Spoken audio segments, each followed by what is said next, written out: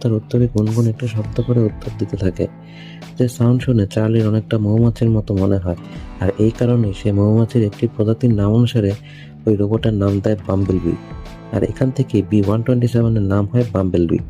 অন্যদিকে ওই দুইটি ডিসেপ্টিকন পৃথিবীতে উপস্থিত হওয়ার পরেই দুটি গাড়িতে রূপান্তরিত হয়ে বাম্বেলবিকে খোঁজা শুরু করে।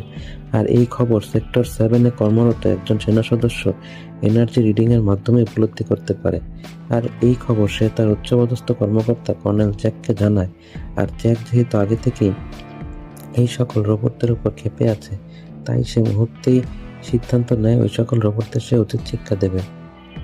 আসলে ব্লেড, সুইং এবং B-127 এর ভিতরে যে ফাইটের ফলে জ্যাকও গুরুতর আহত হয়, আর সেই থেকেই সে তাদের উপর বদলা নেবার অপেক্ষাতে আছে।